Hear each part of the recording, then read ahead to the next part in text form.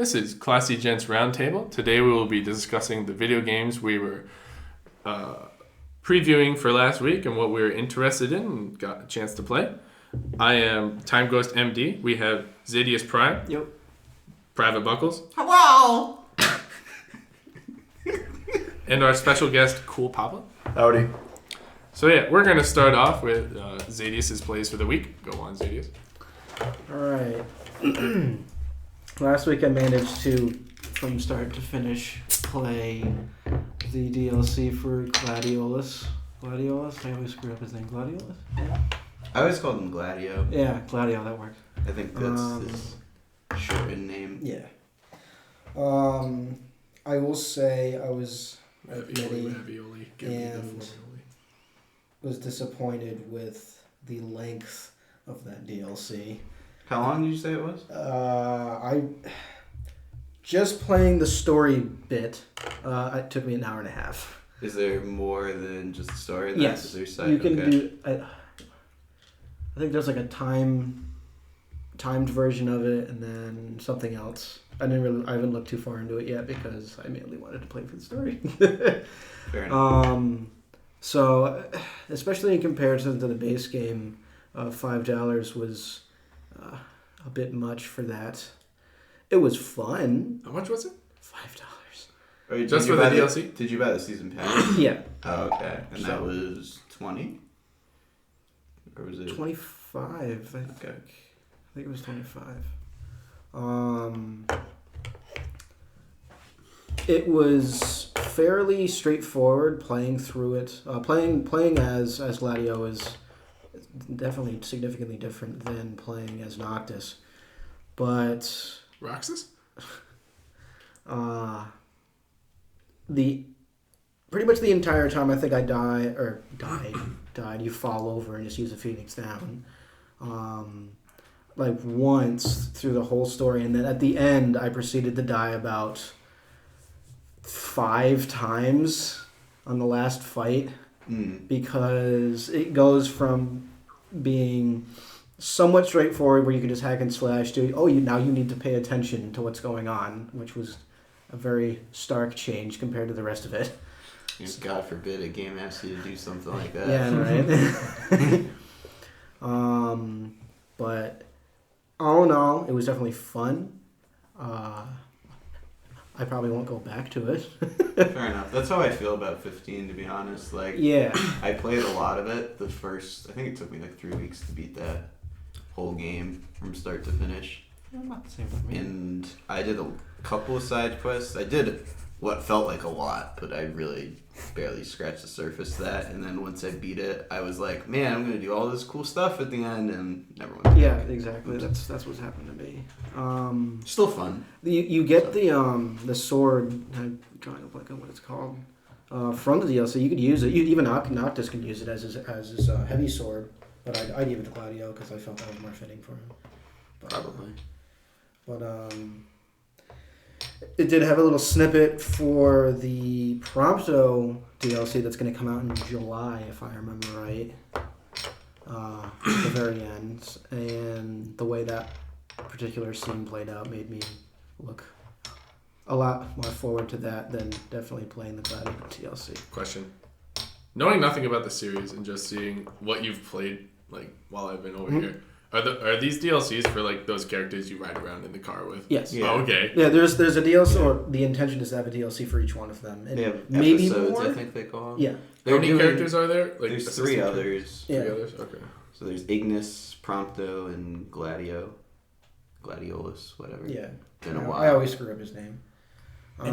That's neat. Are these DLCs a continuation of the main game, the story-wise? Or Yeah, there's a side bit quests? where Gladio just disappears, and that's where it in picks this up, I'm case, assuming. That's cool. yes. But there I don't is know about the other ones. There is a 10-year gap from the certain plot point in the game to the end game, where just like shit fast forwards real quick.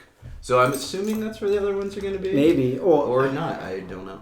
I haven't played it yet. Yeah, so I have no idea. They're either going to go into their past, but at least in the case of Gladio, yeah, that one's definitely going to go there. Though I feel like Ignis's past is mainly known just from watching I feel like the anime Ignis episodes. is in between Because didn't they mention something like him being like some type of hunter? They're all some type of hunter Yeah. in that like 10-year, 15-year gap, whatever it was. I don't know. Yeah, it kind of wrapped up real quick, and I wasn't paying attention when I was playing the end of it. As for the fixing of chapter 14?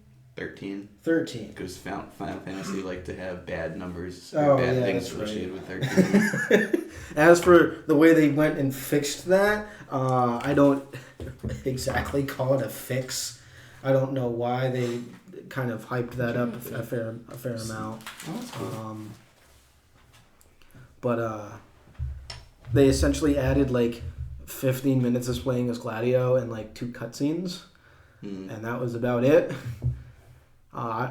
Unless they fix the audio on that last cutscene, which I have no means of actually playing through that again to reach that to actually see if that's the case. But that was mainly my only gripe with how that chapter played out, was the fact that that final scene was absolutely terribly done. Though unfortunately during that same 15-minute stint, there is another scene where that happens. Because same bad. Same bad audio. Oh. Because I think the music kept playing from a fight that just happened. So they're trying to talk over the music. Is that just on your end, or is that on everyone's? No, I've read that was the case. Oh, So it wasn't just me. So I don't know whether or not they're going to patch that to fix that. And they also released a new spell for the ring. It has a small chance of like instantly killing whatever you're fighting. People have been using it in the admin doing fighting that. But beyond that, there wasn't a whole lot to really sink your teeth into, which is unfortunate because the whole game really was very well put together to be able to sink your teeth into, and now you can't. But I would go into Persona 5, but I can drown on for forever with that, so I'm going to avoid that for now. We might have time, you and me. Yeah. Alright, so Buckles. Buckles, but we skipped our guest. Alright, Our special guest. fine, we'll go with Cool Papa. Cool Pop over here. Yeah, do your bit. Because we gotta go around the table. It's not like a... What I Weird. played recently? Yeah. Yeah, I mean, Go for it. you've been playing Mass Effect, right? Yeah, I picked up Mass Effect Andromeda when it came out. ME4? Yeah, ME4, yeah. I enjoy it. I think a lot of the hate it's been getting is a bit overblown. I mean, it's definitely a flawed game, but so far it's what I'm looking for in a Mass Effect game. I mean, the story's, pretty cut and dry. You know, exploring a whole new galaxy. What's the premise of the game? Because I don't know. Essentially, in between I think it's the first and second game, or somewhere in that timeline. It's about Darth Plagueis the Wise. A bunch of kind of an initiative, obviously, for the Andromeda Initiative forms, and their goal was to kind of explore this whole new galaxy, or the Andromeda cluster. Mm-hmm. And so they gather up, each race has an arc, and they send them out, and they're going to meet up there 500 or 600 years in the future. They're all in cryo sleep. When they wake up, they've got to explore and kind of figure out what dangers or what they can do with this whole new galaxy. And then when they get there, obviously things don't go quite according to plan, and that's kind of where the game picks up. There's no Reapers, right? Not that. No. Okay. In the third game, it's revealed that the Reapers are solely stuck to the Milky Way galaxy. I And completely so- forgot about that then. Essentially, this is a way for BioWare to have more Mass Effect games without having to address the ending of 3. Mm-hmm. I mean, while there were 3 pretty similar choices, some of them did have consequences that if you pick one definitive ending, people will get mad at. So they're going to stick to this and create this whole new offshoot. Who knows how many games they're going for? People have said it's a trilogy or perhaps beyond. They have no set timetable.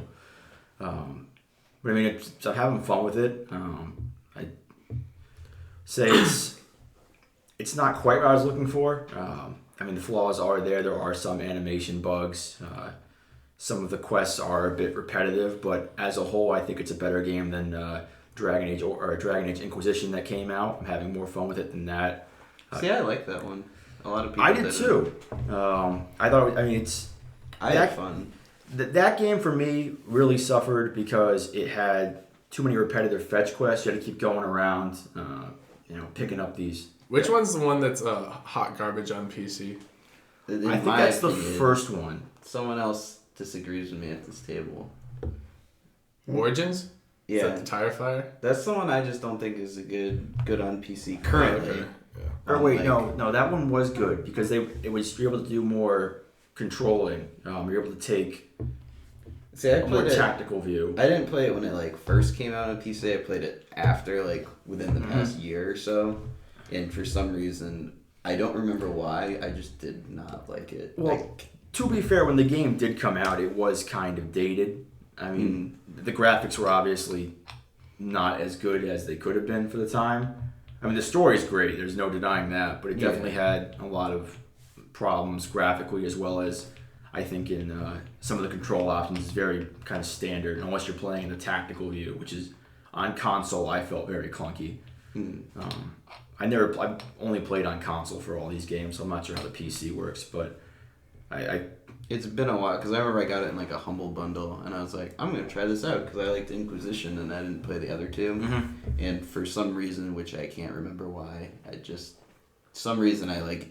uninstalled it. And I was just like, I can't do this. I mean, the big thing where I think Inquisition gets a lot of hate is the first kind of quarter of the game. You get stuck in this hinterlands area, which is a very large, expansive area with a bunch of these small little fetch quests. I like that. The woods. There's a woodland area. Yeah, it's kind of like got a moose mountains. there. Yeah, it's okay, but when you get some people like to be completionists, play 100% of the game, and so they get stuck there and bogged down there without leaving, where the game actually starts to open up and you start getting a bit more of the world from there.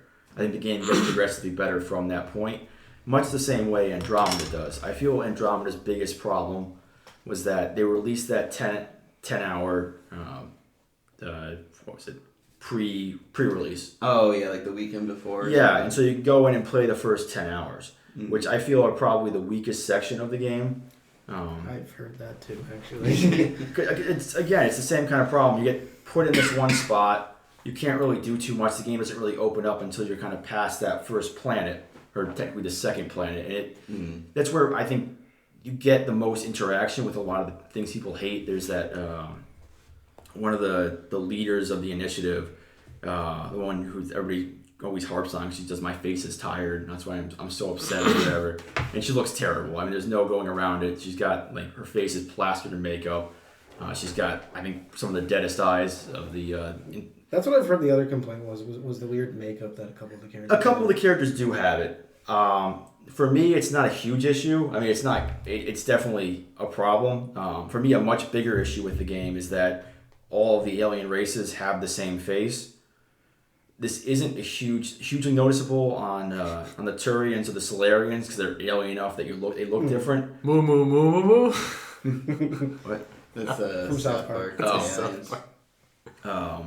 So out of touch. But on the Asari especially, because they're very human looking, the only person who has a distinct face is your crew member, PB. And everybody else, including the ship doctor, all has the same face with just different markings on it.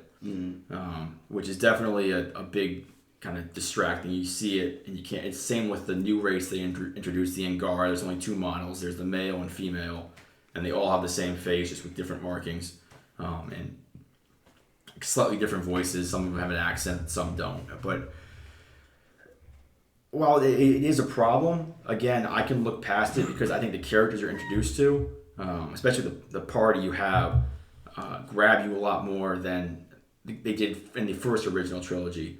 Obviously, when you get to games 2 and 3, the party gets more expanded. They get more dialogue to them. But I mean, if you just go back and replay the first game, a lot of the fan favorites, Garrus, Tali, they're kind of boring. They're almost just proxies for. I would agree with that because 2 definitely expands more on that. Yeah, they're pretty much That just makes you feel really connected. walking codex entries. That just Tali tells you about her pilgrimage and all her Quarians, and Garrus just tells you about C-Sec and being a Turian.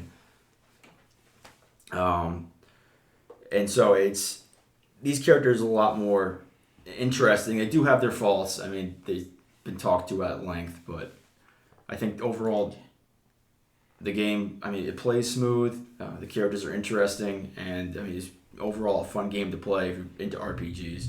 But I mean, some of the criticisms are valid.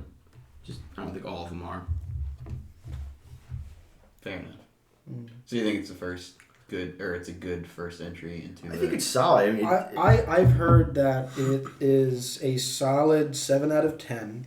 yeah, It's flawed. which is still a good game. Yes, in my opinion. that's not bad, but it's not like the quality that some of the Mass Effect games are used to I think the have. problem is though too many like companies or reviewers just give it too many like 9s, 9.5s, Yes. stuff like that. So like when you get a 7, you think it's terrible, but 7s, I think the problem is Standards are passable. too nominal. they're just they're like influx, like too much. Because good example, one reviewer with Breath of the Wild gave it a 7 out of 10. And I honestly agree with that.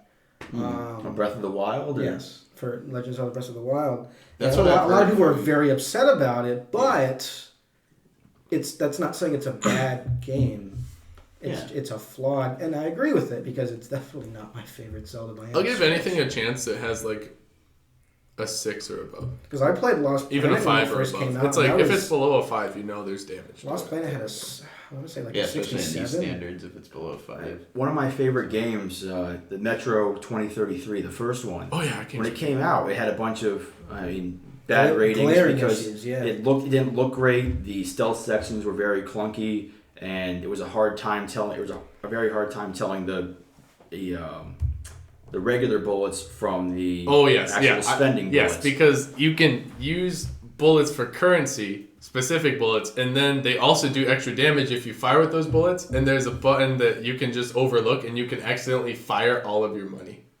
Nice. But yeah, it's just one of those. It was in the beginning. The game had excellent graphics. It would crash people's computers, but there were just these mechanics like that where you were like shooting your money or other things like I forget. It was just buttons were in the wrong places or like pressing on the mouse sticks or different things had too many functions. They're trying to cram too many functions into one, and it was very clunky.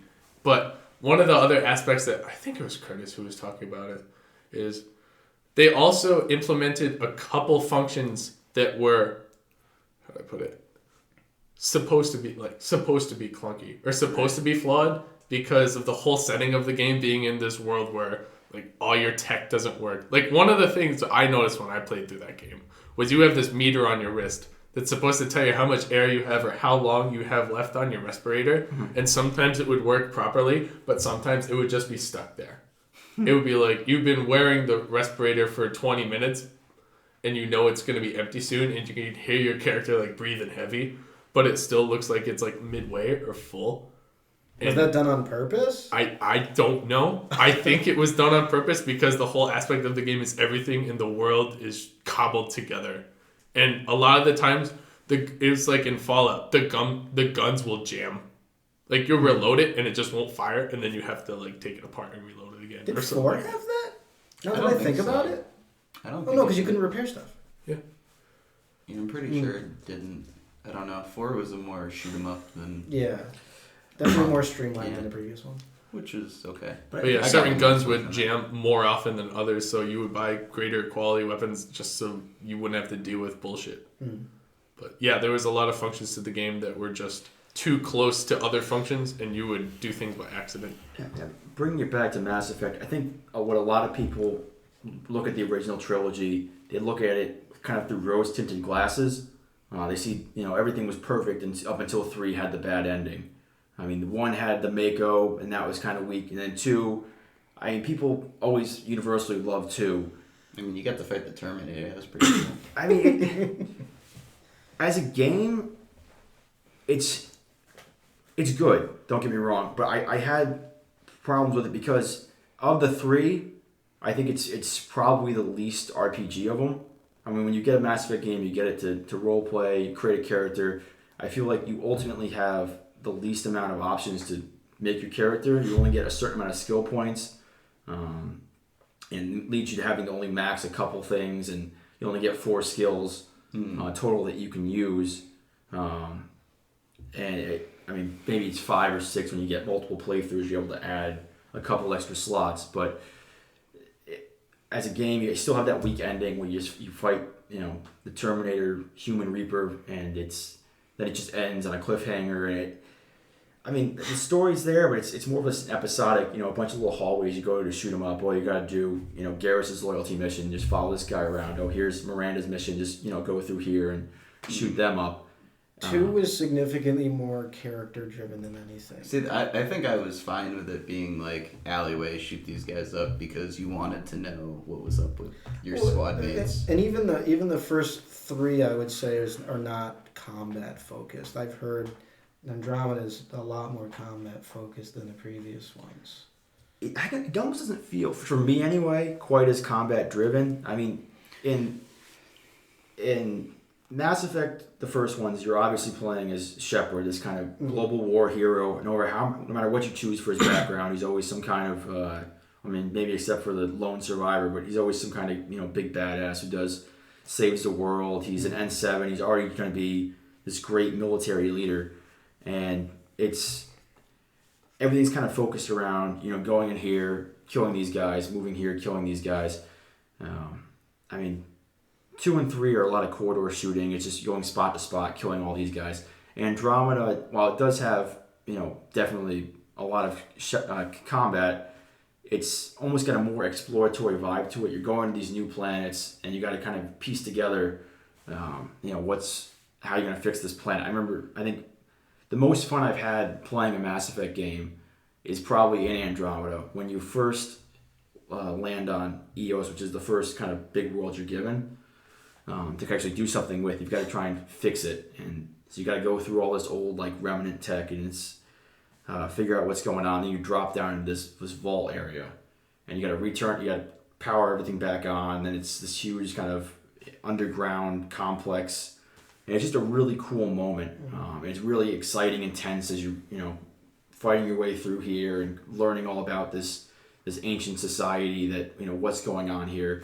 And I think that's the main thing with Mass Effect, is that people went in looking for another war hero Shepard storyline, and what they get is a Ryder character who isn't this big badass, who doesn't have the cool lines where he goes in and pushes guys out windows and shoots people and says the cool one-liner. He's kind of this quirky 22-year-old guy who's thrust into this situation where he's just kind of trying to figure out what's going on and get a handle of his thing. For better or for worse, it works for me, but for some people, they might not enjoy that.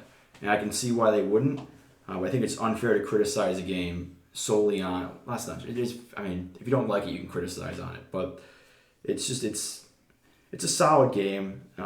I'd probably give it an 8 out of 10, but I haven't beaten it yet, so maybe it goes completely downhill for the second half of the game. So I feel like it just got a lot of hype associated with it because of its name and also the company backing it.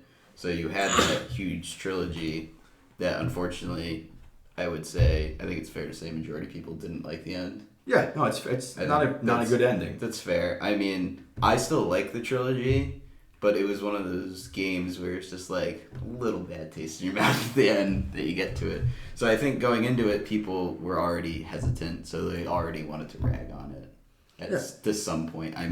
I feel like I'll probably play it at some point, but it's going to be like a year or 2 from now when it's cheap because I'm cheap. It is fair to rag on it. BioWare, I think, made a mistake in giving one of their bigger IPs to their B studio.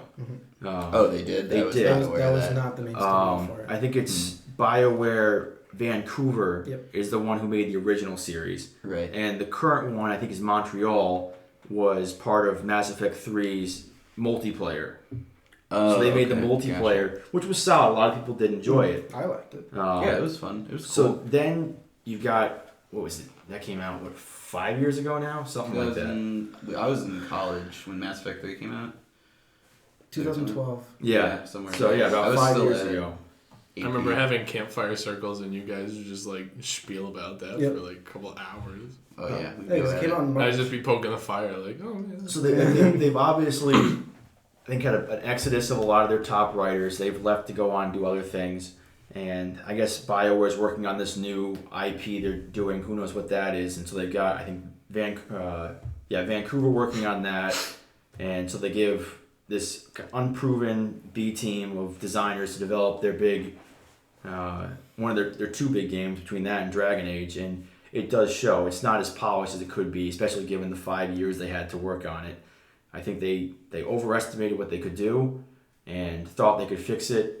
And then when it came time to release, they just realized, what we've got is what we got. We can't really make it any better, even given an extra 5 months, which I think they were offered by EA. Just there was too much to fix, so they just released it.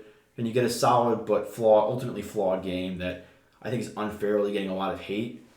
But I know that an update came out in the past week, I think, that helped fix a couple of the rough edges. And the problem is that the edges, the actual flaws in the game aren't something you can easily fix. I mean, well, a lot of it, well, at least with the facial animations, they're trying to fix that, or at least, they're trying. They're trying to fix it. I think they reduced the makeup look that some of the characters had. I know one gripe was the animated sequences when you go from planet to planet and galaxy to galaxy, where you can't skip it. Yeah, I don't mind them too much. I mean, it's basically just a load screen. I don't believe it's actually a load screen. Yeah. But they are kind of cool. They do get a big grading as you go on. I think it would be vastly improved by if they kept it and they just changed it from. It's got this currently. It's like a first-person view. Hyperspace. So it's like you're kind of a disembodied kind of person flying through space. They just backed it up and just showed like the head of the ship or just inside of the ship. You're looking through the view screen. I think that would make it look a lot more, polished. But it fixing it, I think, is definitely a benefit. At least letting you skip it. Because on certain, just moving planet to planet isn't too bad. When you have to zoom out, fly to another galaxy, and then you have to move to, some of the quests have you go to 3 or 4 different planets. It does get tedious. But they're not going to be able to fix the character creation, which I found lacking. Apparently, the character creation is like a consistent lacking thing in BioWare games. Well, from what I understand. For Mass Effect, I'd agree. I've always had a problem with Mass Effect character creation because they've always just given you kind of presets. You can choose this nose. You can maybe make small alterations, make the eyes a bit bigger, but it's all kind of given you set in there. Dragon Age has always been much better at that. Inquisition had a fantastic character creator. You can do pretty much anything you want there, and create however look you want to make. But so I've heard complaints where you make a character and then when you start using it, it's like it looks nothing like it. Yeah, that's what I've heard. I don't know. I haven't played enough BioWare games to actually. It's the same thing that's been going on since really all the BioWare games because they're pretty much all given a fixed angle look at your character. You can kind of turn the head a little bit, up, down, all that. But when you get down to it, some of the angles are going to look odd. What I did is I just went on a Reddit page, I think Share Your Riders, and just found what I kind of liked and picked that. Oh, that's not a bad idea. People spent hours doing it. I didn't feel like spending hours doing it. So you gotta curate your perfect waifu. Yeah, I just took their best one and put it in there, made some small alterations. I never get into that. I don't use presets, but it's just like close enough kind of thing. It just takes too long. Yeah, I think I'm pretty sure I used like normal Shepherd. Yeah, I use normal Shepherd the entire time. The thing with this one is the normal male rider looks fine, but for some reason the normal preset female rider looks really janky. There's something wrong with the way it. I don't know why it is. If you make your own custom character, it looks much better. For the female, the facial structure's off or something. Yeah, it's like a lot of the bad images you see online are almost always the female rider face, and I don't know what happened with the facial modeling or the mocap for it, but it did not come out right. And so when you create your own female character, it looks much better. But It's all those B studios, man. That's how it always happens. Yeah. That's exactly what happened with Batman on a PC port, or Oh, any yeah. bad PC port. It's always, it's not the main studio. It's a different studio. Every single time. Yeah, they just kind of deflect it. It's just, I don't know why. It's just bad luck.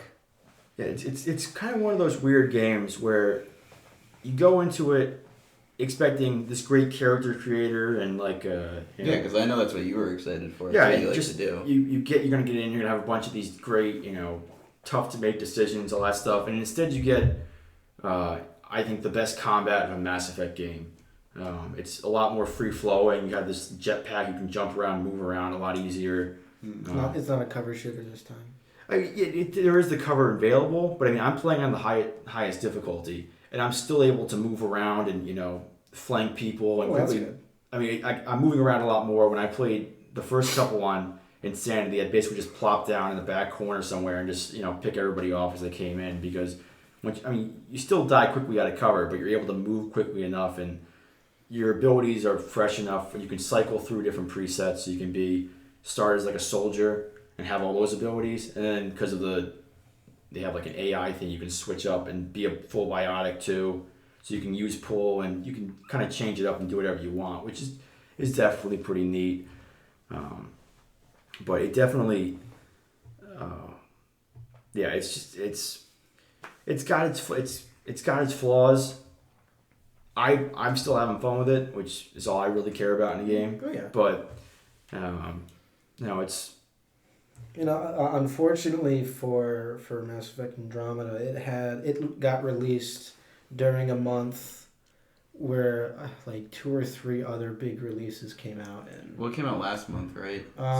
we had Breath of the Wild, we had Nier Automata, You had and Horizon Zero Dawn. Horizon Zero Oh, Dawn, jeez. Which is a fun game. and I think something else came out. So it was like right in the middle of like a bunch of really big, popular That's releases. like Battleborn or whatever it was. right? Yeah, then it came out at the same time as Overwatch. Rip. I'm sure no one remembers that. It's like a refreshing Yeah, game exactly. when you hear that. And Battleborn, yeah, that was supposed to be big. No Man's Sky? What? No, not That's quite. gotten 2 updates, by the way. 2. Two content updates. Sick. I know they added like cars. So is it, you actually do things in it now? No, it's still pretty much All the right. same. I still go with, it's not so much, I think ratings are sometimes tied in with the price of a game. I feel like Well, some a people, lot of people do that. Yeah. some people just, I feel like every game has to be $60, and I feel like certain games do get released for $60, but it's really just a $20 value. Yeah. A lot of people go for And then the, a lot of the hate comes from that too. yeah. A lot of people like the $1 to 1 hour ratio That's for real. games. Oh my god. but- Then to me, like the Dark Souls game should be like $1,000. $100. that's Well, the Warcraft, I'd be like, I would not own a computer. I mean, Couldn't it's- afford it. and Andromeda is a big game. I mean, I've probably put about close to 40 hours into it already, and I'm probably only halfway through. Oh, good. No, That's good. I mean, I've only done, I think, 2 or maybe 3 of the I'm on the 3rd companion quest right now. I mean, I'm taking my time. I'm definitely going and doing the side quests. If you probably just do the main campaign, you can rush right through it. But I mean, those games are always more about the side quests and the party itself. At least from 2 onwards, trying to help out your space bros. And That's pretty much what happened to me with Metal Gear Solid 5, so I can attest to that. Yeah. Been there. Shit bucket in that game. but that's another game I where had 99 hours in that game. it got universal praise. But like the 100 last, hours in it? I think I stopped at like 50, 60. Yeah, because I kept doing this. Oh yeah, you did everything. That's I right. have like 5 left in that. Sick. So, continue. but like when it first came out, that was a very well rated game. And then Yeah. I mean, the 3rd act kind of just fell apart on So itself. the third act Yes. was not They ran out of money. finished. They ran out of time. And And money. Konami was more so, okay, you're done. Finish up what Yeah. we have and push it out the door. That's what happened. They cut Kojima. Yeah, and then they got rid of him. But I mean, that's one of those things where when people play the first part of the game, then rate the game based on that, you're getting an Yeah. unfair. which was really the biggest problem with Android. I'd come back to it, is that they gave you that 10-hour preview. And so you see all the kind of the janky cutscenes here and there, and they've got some weird animations, but beneath that is a very solid game where you don't even meet, like you do meet most of the party in that first planet, but you don't really get the character development feel, of them. They're just kind of there. Yeah, and the first I can time understand you meet, that. I mean, as the game goes on, the characters get more fleshed out for the most part. I mean, there's still the two human characters are still two of the more boring characters, as is kind of tradition in those games. But I mean, it is what it is. It's a solid game that I'm enjoying. So Cool. I mean, I can understand. Like any RPG game, like those first couple hours, they're usually fun, but they're also a drag. Like playing Persona 5 this week. Yep. It's like, I know that I'm in school. I know that this guy's going to be my friend because he's on the box. I know this girl's going to be my friend because she's on the box. But it's like, how do they connect? And some of it's like tutorial stuff where it like holds your hand. And it's like, I've played this before. I know how it goes, but it has to set up. But still, it's like those first like 5 or 6 hours you'd say about until it like lets you go freely. It's just like, okay. Come on. Yeah, once you visit, I'll call it the dungeon, the first dungeon, the second or third time. the third time, it pretty much kind of just okay, do your thing. But I mean, it's better than 4, where those first 6 hours you just talked. Yes, and a lot of people did not like that because you. But it pays off in the end because I mean, if you play the game, I won't say correctly, but if you take the time and do side quests, like you said, which is the best part. Yeah, that's like the meat and potatoes of that game. Of an RPG. It's like, oh, you find out these different things about these people that you're fighting with, and you have a better connection compared to just like, this is some fucking guy that I just happened to meet one day. Yeah. So that I think that's why like the beginning of games might get a bad rap in that circumstance because you don't know them. They're just a person. I will say, just thinking about recent releases and their beginnings. Breath of the Wild did its beginning very well. How did that one start? Because I did not see that. You wake up in this like weird kind of almost Wilderness. apparatus cavern thing. You're not in a starter town. No, you're not anything like that. You're not in like this happy-go-lucky Question. village. Did you get a Breath of the Wild? I mean, you step out, and yes, you do take a nice breath of fresh air. You can say that. It's not like Assassin's Creed where you click A or X to blow out the candle. No, or to throw the rock. It was cool. Or throw the rock. That was a cool intro. I will still say to this day. But at least with Zelda, it limits you to this rather large area. Mm-hmm. It directs you to the first shrine, which is like the little mini dungeons that the game has. Yeah. And then you're talking to this old guy, and he's just like, all right, go visit 4 more in the area. And you have to find them. And you have to figure out how to get there. You have to chop down a tree to make a bridge. You have to climb up this cliff to get used to climbing up cliffs. They don't tell you. No, they don't tell you any of that. I like that. You have to go into an ice place, so you have to figure out the recipe for a heat potion. Fire stick. So you can resist cold. You have to figure out all of that on your own. And in doing so, once you are able to complete the area, you can play the rest of the game. There's nothing you really need to learn after that. Yeah. So. That's definitely one thing I hate about RPGs and a lot of modern games is it's just like always like, hey, this is what you got to do. They don't let you dirtle on your own. Well, unfortunately, RPGs have a lot of Mechanics. things going on, so it's just easier to Persona's have it got through that going on Yes, right it now. does. It's like you added a lot of stuff, and I appreciate you added all this stuff, but goddamn, I just want to fight some shadows for Christ's sakes. We talked about this. And study for my test. Yeah, coming up, exactly. all right? Like, come on. We talked about this the other day when we played basketball, and I actually want to touch upon this point. Is like with the Pokemon game, like Sun and Moon, is how fucking annoying like the first 10 hours of that is. Like I'd say like 2 or 3 hours. It's like 2 or 3 hours. Like 10. Yeah, sure, whatever. It's like the first like quarter of the game is holding your hand. It's like, this is how to do this. Oh, you can't go that way yet. You gotta go do this. Oh, talk to this person.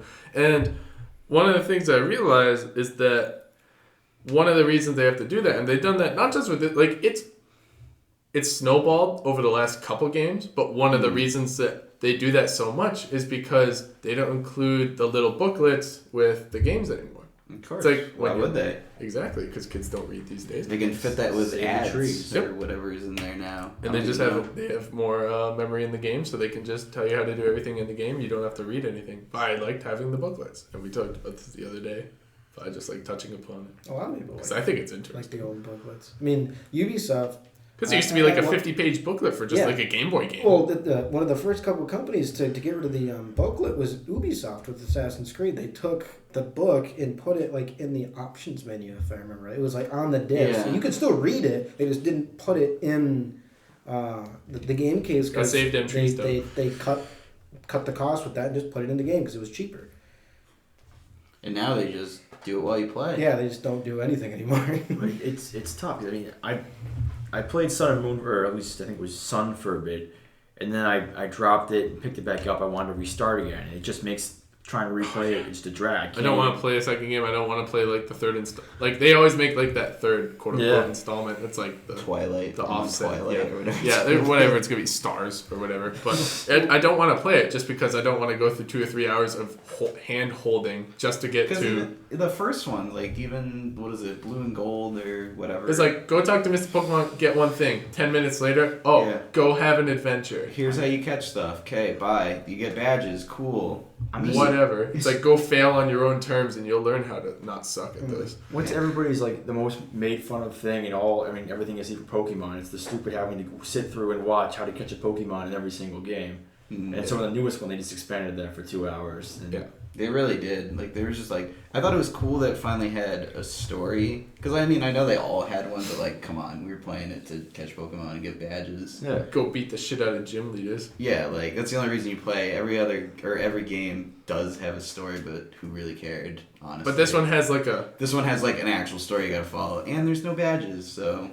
Whatever. There's no badges. There's no badges. You Wow. fight Okay. gym leaders. There's trials. I didn't know that. Trials. But, like, the coolest thing for me with that game was, like, after you beat it, you're like, yeah, I'm gonna go check out my stats. And you just see, like, the little badge spinning around. And you're like, yeah, I did that. And It's like, hot. It's It's cool when fresh. you progress because, like, your little box, like, fills up with more of them. This one, it's just... You kind of get crystals. that. You get these little individual... But they're all the same. They're just Yeah, different it's color. cool. It's, like, whatever one... Was it white? Was it black and white? There was one where it was just, like, strips for the badges and they're slightly different color. I hated that. It was dumb. I like symbols, like, in the first one. Yeah, it was black and white. It's just dumb to me. I didn't like that game either. That one felt so grindy for the first... like... You know, I could go into a bit about that. It's like this giant stretch of the game where it's just like, hey, go on this route. Oh, you're not at the next town yet. Go through this giant cave. Oh, man, this cave sucks. Oh, you're out of the cave. Oh, go through this mountain pass. And maybe you're at the town. Wrong town. Type of thing. It was just bullshit anyway. You know, it's one of those things I mean, maybe it was the first one I really played all the way through, but for me, the game I'd be able to most replay would be, you know, the Silver, Gold, and Crystal. I replayed those games so many times. I tried playing through Ruby. I never get all the way through. I've tried doing, you know, Black and White and even Pokemon Sun. I've never been able to really get all the way. I'll get, you know, a third of the way through. Gold, Silver, and Crystal were just... Something was right about that second gen. It was just really good. I feel like a lot of people our age It had that character. played it really like that one the best. Yeah. For the most part. When they released Red and Blue on the digital console for 3DS, I picked it up and I played through a couple of gyms, but at the same time, it was like, I like this, but it wasn't mine. I'm waiting for the Gold, Silver, Crystal to come out because when that comes out, I'm gonna sit down and that will truly be my happy place. I'll go over in like a chair and just sit there and play that for like hours. I did really enjoy the remakes of. Heart Gold. No, and Silver. those, but I really did enjoy, what was it, Fire Red and Those are Green. good. Those are Leaf very Green. good. I like those. I did play through those a lot. Those were cool because it was Heart Gold that had basically two games, right? Because you got You go to Johto and then you go to Kanto. That was the same with the originals too. Yep. Oh, I didn't know that. In Gold, Silver, Crystal, you go to Kanto afterwards. You can get 16 of those nice little badges that spin although around. Never beat that game. The whole second The whole second part is kind of just a little side quest. It's not quite as developed. Mm. You just kind of run through and you get The bag. best And also, part, you're though? overpowered as heck. You're running through. Oh, yeah. Nice. You beat the shit out of everything. But then you go face Red, and he pushes your shit in. That's nice. Yeah. Classic red. You don't even know. I don't. You don't even know, though. Though while we're talking about complaining about starting of games, one thing I picked up on Persona is almost every time it wants to do a tutorial for you, you could say no. That's nice. Yeah, I did notice that, which was nice. So even if you do want to like come back to it, you can just kind of mash no through the whole. But I will For the whole say, ordeal. you can't do that for fusing personas because Igor. I had to use it too. I had to use the You can starter buy 'em Persona. for Oh, I know. 2000. But nothing. I wasn't high enough of a level to make anything higher, That's exactly what happened. and to I me. had to use the starter Persona to even just get past that. But I mean, he's cheap. And Yeah. he's not that great, but I like to keep him for Yeah. consistency's sake. Rando thought. So, when you were playing South Park Stick of Truth, did you guys have any problems learning how to fart correctly? Oh my god. Because there's a tutorial for that. It's like, this is how you do the fart attack. It's just like, Where you'll have to do the frequency, right? yeah. Um, It's like, I had to fart like 20 times. I did not understand combat in the game for a while. I think I just played as the Jew. That's what I play as right now. I play as the Or Jew no, because no. why not? No, I was the fighter Oh. because I'm milk toast like that. I did fighter, because we're both milk toast like that. And I was trying to see how much damage I can do in a And single you just turn. kick people in the balls and hit them with baseball bats, so that's pretty cool. Yeah, I get to circumcise people. Really? We are the And crab I people. gotta replay that You game. get the Sling of David, and what else? Oh, you get Jiu-Jitsu. Nice. So those are the 3 abilities I'm rocking. I will admit, my one problem with that game is that I always You suck at it? I always try and be too serious with most of my games. Like, It's I'm trying to South Park. I know, that's my problem. I'm not saying the problem with the game, I'm saying it's a problem with me. Like my character just looks too cool. And it's like, oh man, it's not as fun. If you haven't, have you beaten the game? I don't think I did. Okay, so I think I was here's- fighting here's the Nazi trick. Zombies. All you do is stack as many bleed and damage over time effects as possible, and you win. Yeah, no, I was doing The fine. hardest fight is Al Gore, the end. I stopped playing because I went to I started hanging out with real people again, and I never picked it back up. Fair And enough. playing Smash. No, no. I got to the part in that game where you had to find the emo kids and they need to buy new clothes, Oh, talk to so them. funny. And then I went down to the sewers and hung out with crab people for a while. And then I think Persona came out, or I went to Canada, one of the two. I went to Canada first, and Persona came Real out. Canada, he didn't go to Canada in the not game South yet. Park, Canada. I ain't y'all friend, buddy. Which they don't look like the Canadians in South Park. I was very surprised. That's weird. They do love hockey though. Did they fart a lot too? No, they're actually really nice. Like Yeah. driving on the highway there is like really interesting. They wave. Not really. They go that perfect speed where you don't get pissed off at the people in front of you. God. And they also have They signs. go like exactly like 70, 75. Yeah. No joke. Like everywhere. Like nobody's going like. As soon as I crossed that border, it was like, I don't hate anyone. I do not. They are very nice. And what else happened was they don't really speed that much. They always have signs telling you exactly what's going to happen to you if you speed. You will get a fine. You lose your license and all this stuff. They like list it. What's on the the speed highway. limit there? I don't know. It's in French.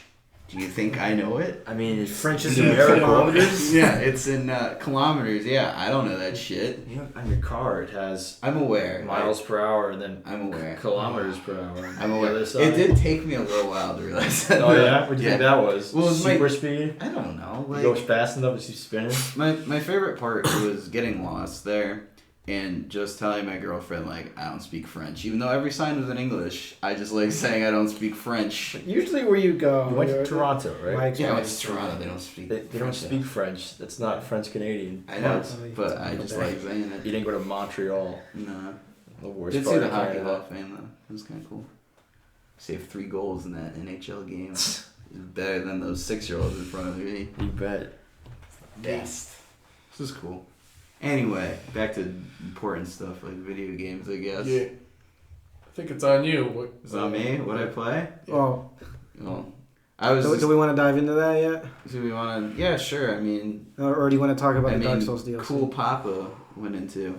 Do you want to do your Dark Souls thing? We'll close up with Persona, so you two can take a nap while we talk about that. Yeah, fuck it. I'll go get another beer or some shit. I don't know. Okay, yeah. So I played the Dark Souls 3 DLC, the final DLC of the entire goddamn series.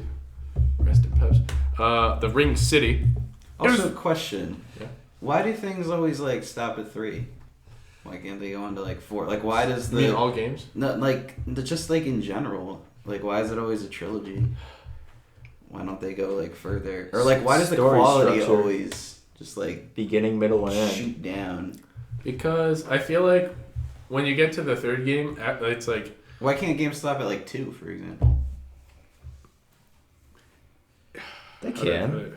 But I mean... I feel like there's this human condition where it's like, oh man, if the second one was good, we can still make a third one that's good. But if we go farther than a third one, it's gonna suck. Well, it's like our expectations go as far as the third one. It's like we want to quit while we're ahead, and we don't want to just like fizzle out and be remembered for something that ended in... the first game usually sets up the universe, what you're doing.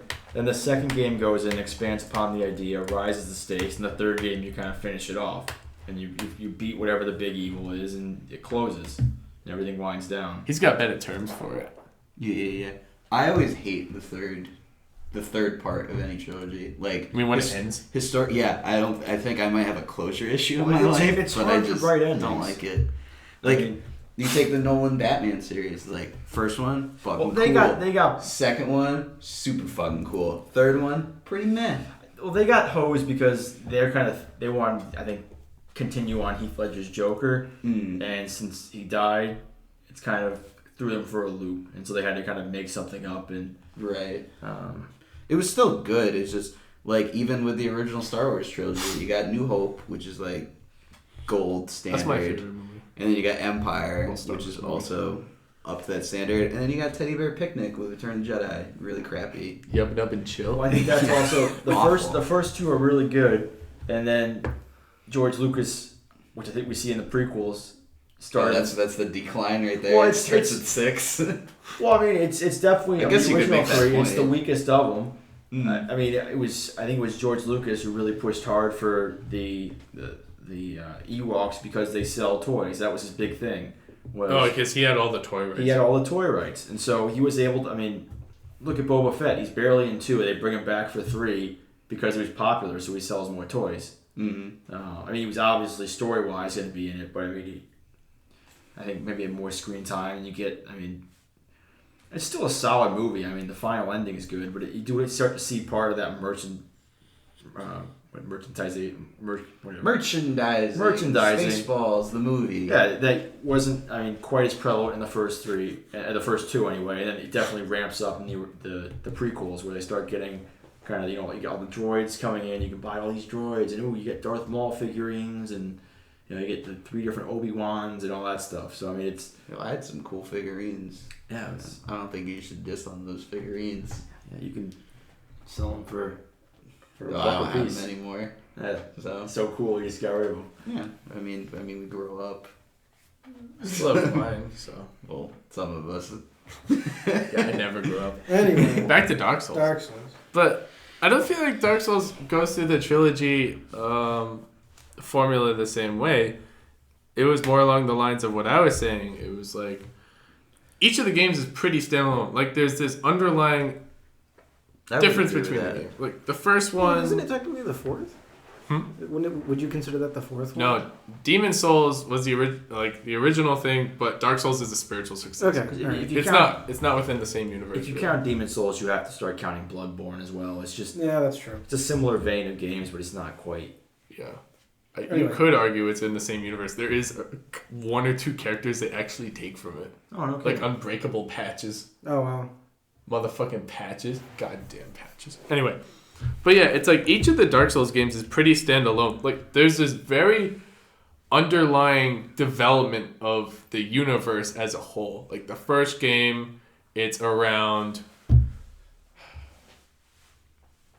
the origin lore and like linking of the fire and choosing to link the fire or abandon the fire. And then the second game is based around getting to choose the link or abandon the fire again, but it has to deal more with like the curse upon humanity.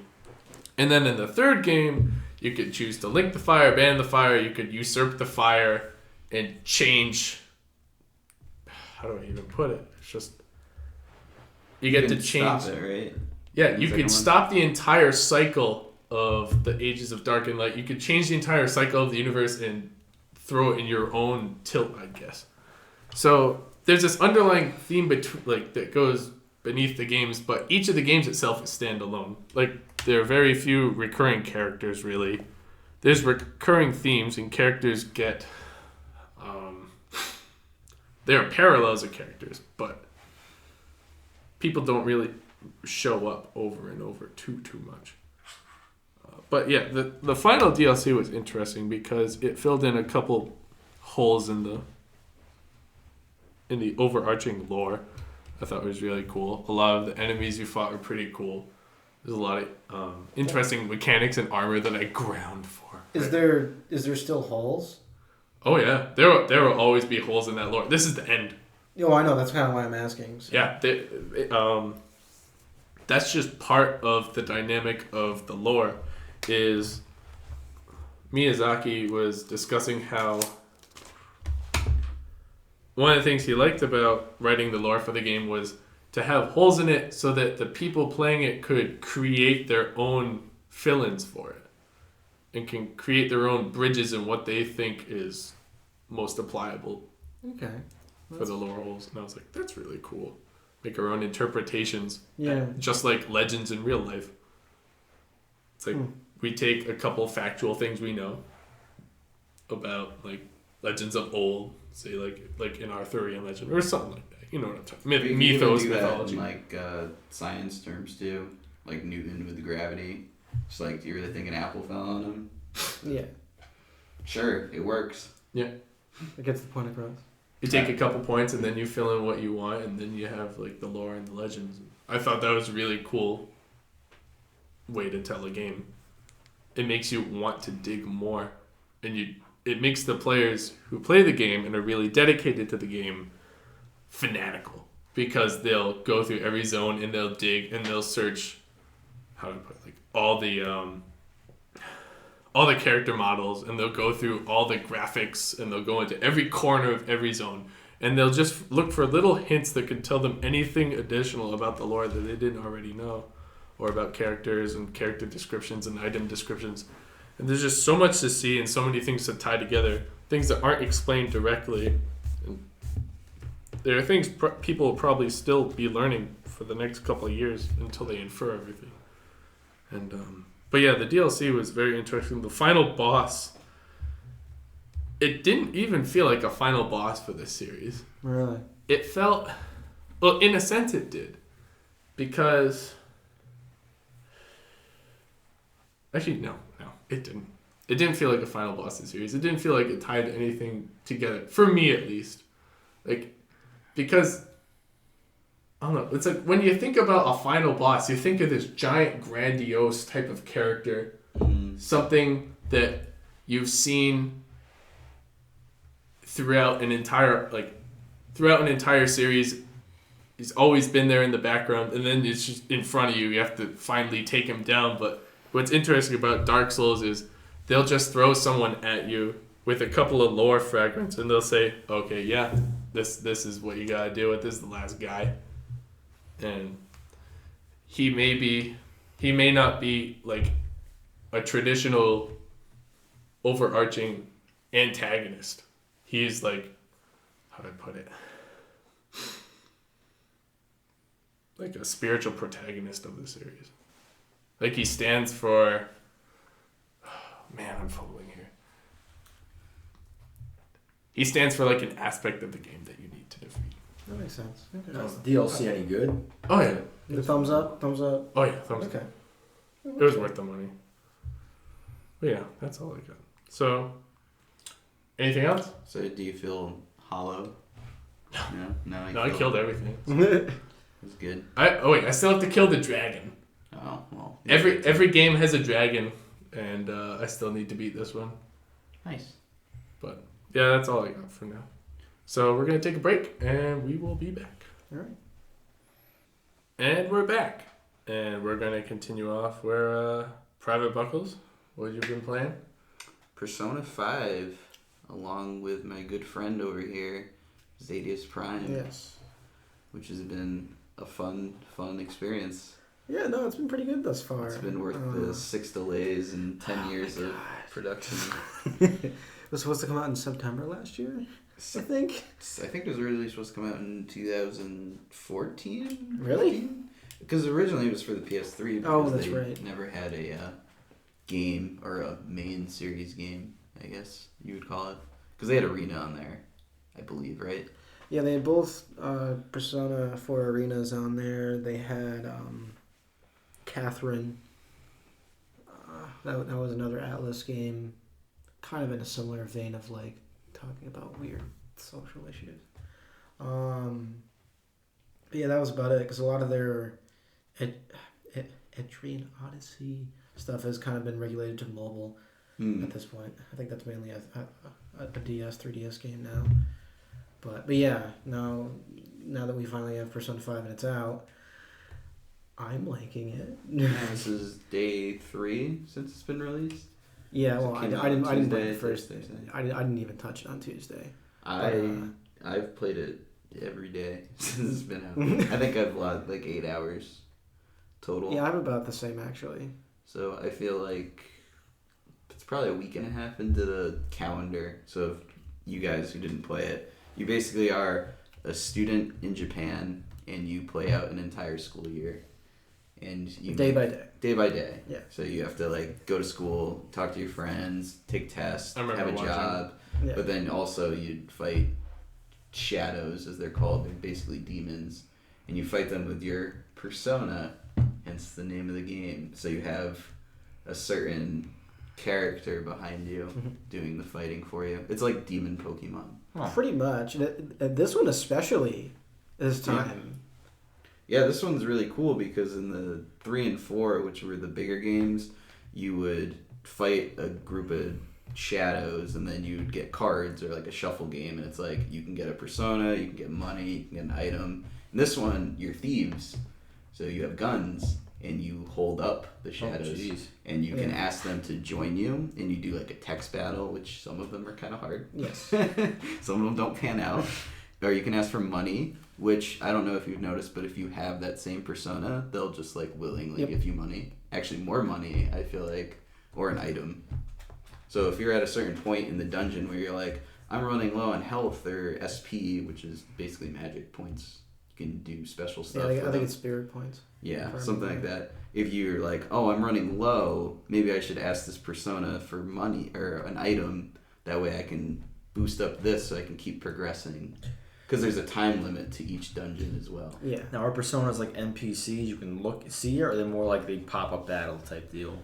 Each character in the game has their own persona. So you can only play as one character, which is just you play the yourself. hero. Yeah, you play We'll just yourself. call him that. You can name choose them whatever way. From different characters, or you just have the one? The one character is already pre-designed. Oh, okay. You get to name him and decide what he does, and then you make friends who fight on your team. Oh, cool. You get 4 characters to fight in each individual battle, but over the course of the game, I think you usually end up getting like 7 or 8 people on your team. And those people have their own individual personas. They only get one. Main character gets as many as he can. The main character is special for reasons revolving around the story. So because it's linked to their heart and their personalities within themselves. Mm-hmm. It's very friendship based. Yeah, but it's cool. It's a lot of fun. It's very addicting, especially studying for those exams coming up. Yeah, I want to have that happen. They quiz you on Japanese culture. I bet you crush at that. I Google that shit because I don't like to look dumb. Some of them are easy. Is it timed? No, because you'll be in class. So like the day will start and it'll be like you actually have to take the subway to get to class. Yeah. And you're in Tokyo and you get lost the first day, and the guy who's taking care of you, because you're sent to Tokyo for plot reasons, he's like, okay, you have to take this sub to this sub, and then you'll get to the school. Don't get lost, and they make you do it. And you get lost. Yeah, you get lost. Even if you do it, there's no way not to get lost? No, you you just don't know. Like, the game doesn't show you it beforehand. Oh. And it's all in Japanese. Yeah, like, you actually I can't have to read it. follow the signs. Like, oh, I have to connect to here and go here. So. And then after that, they kind of just do it for you in some cases. In other cases, they make you go back. And, like, even in the school, they'll be like, you'll probably get lost. You don't know where this is. Yeah. So it doesn't tell you everything, which is nice. And now is it like the day go by based on events, or is it like? Yeah, so, like, the morning, like, it usually does the morning, and you usually hear someone, like, on the way to school. You hear some, like, rumors. Like, you can spend your days going to restaurants, or you can spend time after school going to restaurants, going to books. So, like, let's say a restaurant's having a special. Someone on the subway might be talking about it. Yeah. So you can be like, oh, maybe I'll go check that out after, or I can completely ignore it. And then sometimes during school, you'll be in a class, like in a math class or art class, and they'll be like, hey, Buckles, because that's the name of my character, because it's easy. He'll be like, do you know what this is? And he'll give you a question, and you'll have options, and you can gain points for your knowledge, and you'll be smarter. Huh. So it's not like Dead Rising, where if you fart around enough, you're gonna miss important stuff. You can kind of just play at your own pace. Yes and no. Yeah, I'd say. the game will punish you if you take your time. Because you have certain goal, like you have a big goal that you have to do every 2 weeks, we'd say. I think that's about average. Probably, yeah. So essentially you fight in these so-called dungeons that you're usually a link to someone in the real world. Mm-hmm. And you have to complete that dungeon. It's usually in an alternate world, which they would call the metaverse. That's what they've been calling it this time, yeah. In this one, which is linked to a character that's in your school, who's kind of a doucher for plot reasons. Yeah. And you have to complete it before he expels you, essentially. He has to have a change of heart. So you're literally, spoilers to anyone's listening, sorry, but it's like the first hour of the game they tell you this. You have an app on your phone, and you somehow through different means, which we aren't quite sure yet, you're able to connect to certain people who have a weird perspective of themselves. So this particular character, he's a volleyball coach, and he's an Olympic medalist, but he abuses his players. He physically abuses them. He trains them too hard. And so he perceives himself as the king of the castle. So in the school, when you go there, in the metaverse on your phone, he is the king of the castle, quite literally. And you have to fight through a castle. Huh. But the backdrop is the school. So when you're at school, it's just regular school. But if you're like, I want to go to the dungeon, you go on your phone with your friends, click the button, and now you're in a castle. So it's interesting. Yeah. And one of the rooms in there is a palace. And it's a big statue of him, and in the school, it's actually the gym. Because that's like his, that's domain. Where, like his domain where he feels most powerful and whatnot. So. And then he has like volleyball players like locked up in cells because he thinks of them as like prisoners and different stuff like that. So you have to have him have a change of heart, is what I think they keep calling it. Yeah. So that way he'll realize his own sins and go to his demise, I think. Something along those lines. You have to find the treasure within himself for him to realize that he's been doing something wrong. Go around brainwashing people and make them better. Well, they do kind of address that at some point when they're like, this could kill him because if he realizes like all the abuse that he put on these children, because a girl jumps from the roof trying to kill herself because she can't take it anymore. This is like the first couple hours. Oh yeah. The game's dark. Well, all of the Persona games are really dark. This one gets dark real quick. This one just gets right to it. So anyway, she jumps off. So you kind of figure it out, and you want him to realize like what he's been doing. But other characters address like, okay, he might confess to his sins, but he also might try to kill himself. You don't know. And I haven't gotten past that point, so I don't know what he's gonna do when I do it. So yeah, we just legitimately don't know yet. But it's interesting. Yes, it's a very slow progressing game. It's a game that's it's very Japanese. Yes. It's just very weird. Because 4 you went into a TV. That was the metaverse for that game. The TV world. You went into the TV and you fought shadows and there was murders happening. which was kind of dark, but they made it seem not so dark with that intro. Yeah. Now, when you say it's very Japanese, does that mean it's like just odd, or does it have a lot of those fan servicey things? Well, it takes place in Japan. Yeah, well, yeah, all of it them. takes place in Japan, so there's all There's a sorts lot of of cultural Japanese, things. yeah, But it's- cultural stuff. It's also weird. Yes, like In a good way. for example, it's not like bad weird. Like in Persona 3, the whole premise of the game was at 12 o'clock there was this period of time where everything stops and everything becomes completely distorted. People who are not awakened turned into, or transmogrified, that's the term that they use, into coffins during this time. And But if you have the ability to use like a persona, you do I not. believe, You can like walk resist around that. freely. And the school kind of distorts into this ridiculous tower, and the whole game is you progressing through this tower while other things are happening also. But it, like that kind of weird, where it just kind of goes like takes a complete Hollow Bastion. 90-degree turn and away from like the simple reality that you play as, and kind of goes into that. It's like slice of life meets demon Pokemon. Yeah, pretty much. It's essentially. But it's cool. It's like, if you like a really good story, then Yes, it's because for they're you. very, very, very well written. Yeah. And they're fun. And it'll take you like 80 hours to beat it. Yep, they're Just very, very long. And you also have to develop these things called social links, which is you basically hang out with your friends and you get better bonds. And different personas are like categorized into different like types, like Pokemon. Like there's water and fire types, and there's different types of personas. So each friend you have, each ally, I think it's called what is it called in 5? It's not called social links. Confidants. Yes. So you just hang out with them after school. So you can, essentially the time works as you go to morning where you go to school 6 days a week. Then you go to class like once or twice a week. You'll have a quiz, like somewhere asks you a question. And then after school you can typically do what you want. So you can be like, I'm going to go study so I can get more knowledge. Or I'm going to go work my part-time job because I'm going to make more money. Or I'm going to hang out with my friend because I'm using a persona from his type that he's linked to, and if I level him up, like I'll become stronger, or I'll just go to the dungeon and progress. Like you have a lot of fucking choices. Yeah, you have to juggle a lot of stuff in that game. But what's cool with 5, I don't know if you started using it. You can use Thieves Guild, Yes. which will tell you what other players have done on that day, which is helpful. Oh, Because you in the can previous decide. games, it's just do your thing. Which was never really a problem. No. But you always wonder, like, should I have studied, or should I have gone to the dungeon, or should I have not done that? It usually works out, and if you fuck up, I think, or at least I fucked up once, and the game backtracked for me. It was Yes. like, here, try again.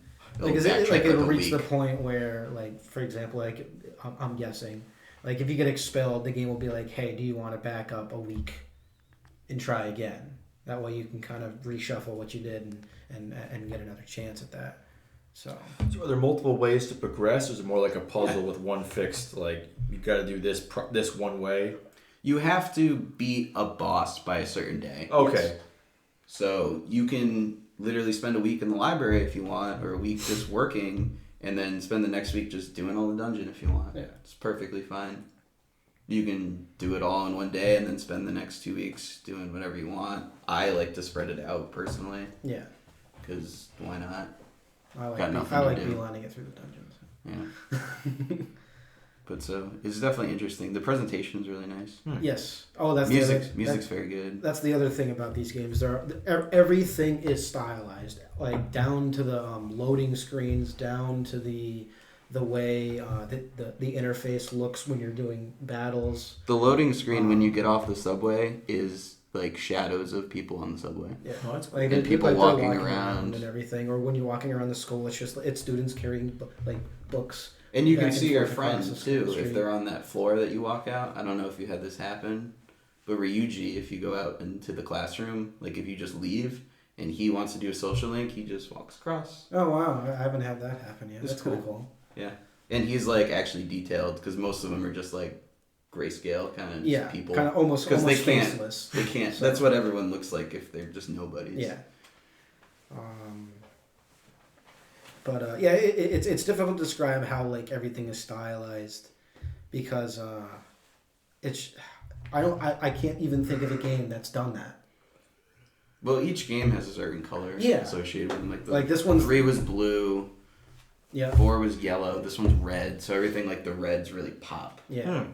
And it's usually associated with the school that you go to too. So they have like red pants or plaid pants with red.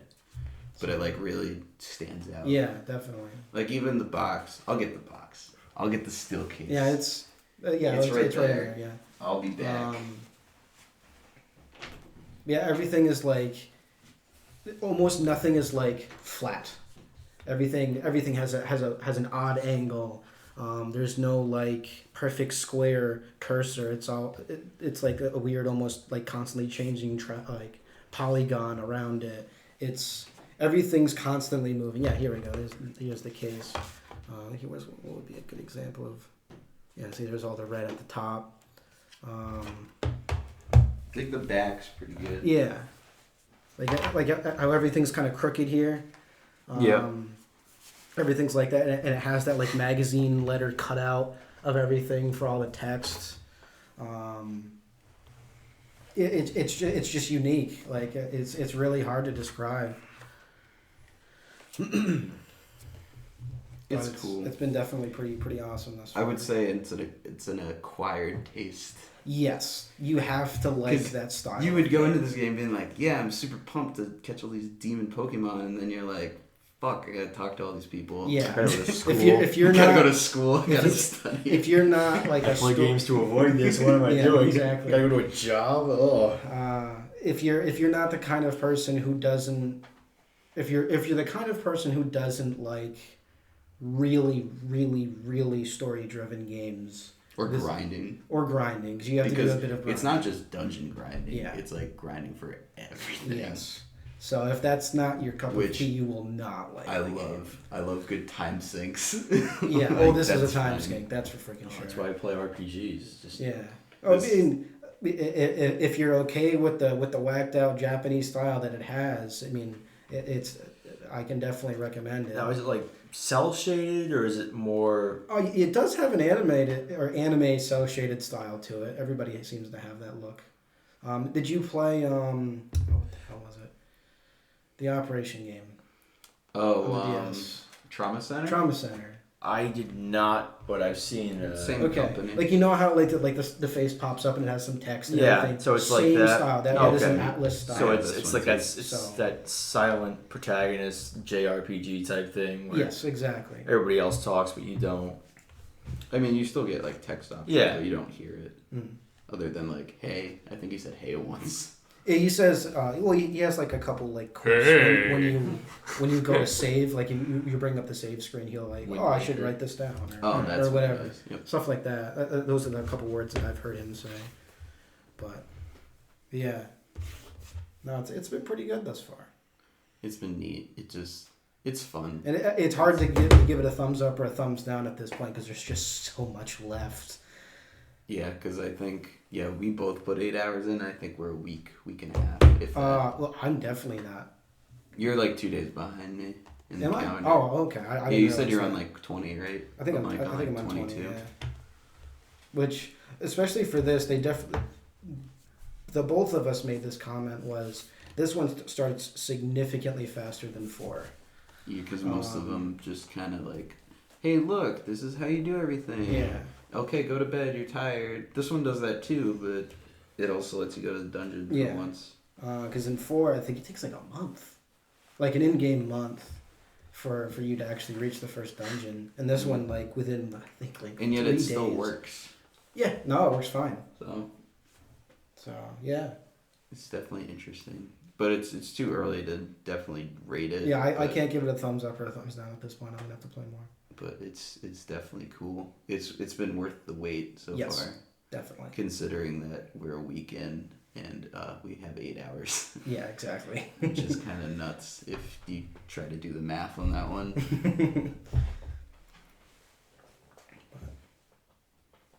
I mean, that's all I can say about it right now. I'm sure I'll have more to say about it next time.